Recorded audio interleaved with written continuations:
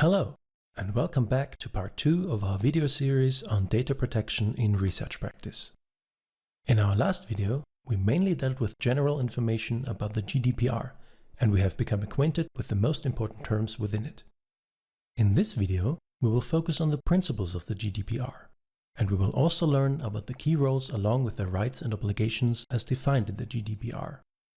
Let us begin with a quick look on our agenda and the questions that we will discuss in this video. In this video, we will address the following questions. What are the principles of the GDPR? And what are the key roles defined in the GDPR? Let's start with the principles of the GDPR. The principles of the GDPR are specified in Article 5. In total, there are 7 principles on the basis of which, and only on the basis of which, one is allowed to process personal data. Principle number 1. Lawfulness, fairness, and transparency. This means that data processing must comply with the legal requirements. Data subjects should and must be able to rely on given information and the reasons for the data processing. And the data processing must also be comprehensible for the data subjects. Principle number 2. Purpose limitation. There must be a clear and legitimate purpose for the data processing that is defined in advance. In the area of archives and research, there is an exception to this rule, but we will discuss this separately in part 3 of our tutorial series. Principle number 3. Data minimization. Only data that is absolutely necessary to achieve the defined purpose may be collected. Principle number 4. Accuracy. The data collected has to be factually correct and up to date.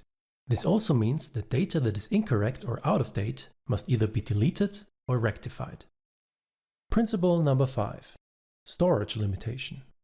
Collected data may only be stored until the goal of the data processing purpose has been achieved. Archives and research are once again an exception to this rule, but this will also be discussed separately in part 3 of our tutorial series. Principle number 6. Integrity and confidentiality. When processing data, one has to implement measures to ensure the security of the data. In other words, data has to be protected against unauthorized and unlawful further processing, damage or loss. And finally, the last principle of the GDPR, principle number 7. Accountability. Compliance with the principles must be documented and verifiable at all times. But since principles always need someone to obey them and someone who can rely on them, we should now take a closer look at the key roles in the GDPR together with their rights and obligations. There are basically 3 roles in the GDPR. The data controller, that is the natural or legal person, authority or other legal entity that alone or jointly with others determines the purposes and means of processing personal data. The data processor, a natural or legal person, authority or other legal entity that processes personal data on behalf of the data controller. And last but not least, the data subject, a natural person whose data is being processed. Needless to say, the roles of the data controller and the data processor have to adhere to certain obligations.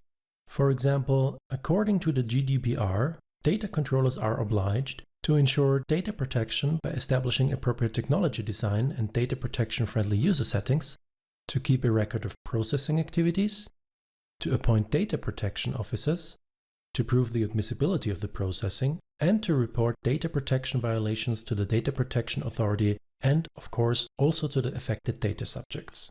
Data processors, on the other hand, are required to ensure that the principles and regulations set out in the GDPR are adhered to.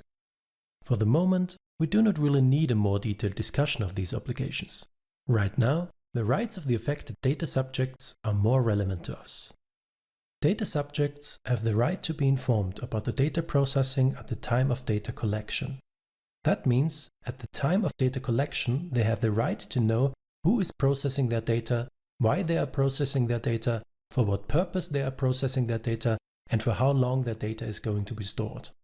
They also have the right to access their data, and therefore the right to know at any time which data is being collected for what purpose, who the recipient of this data is, how long the data will be stored, and if the data was not obtained from the data subject themselves, where this data came from. In addition to that, data subjects must be informed that they have the right to get the collected data rectified, the right to erasure, in other words, the right to be forgotten, the right to restrict processing, the right to data portability, as well as the right to object to the data processing. And with that, we have just finished another theoretical block of our video series. Time to repeat the most important things that we have learned today.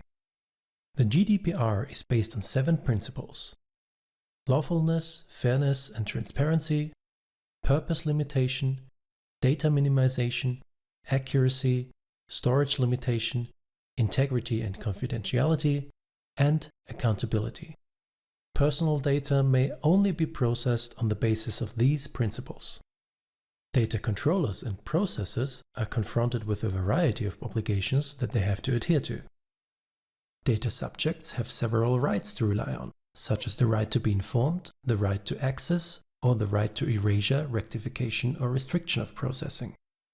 You should always keep those in mind, regardless of whether you are the person affected by data processing or whether you are the person who is processing the data of others. That concludes the second part of the video series on data protection in research practice. In the next video, we will take a look at what impact the GDPR has on science and research.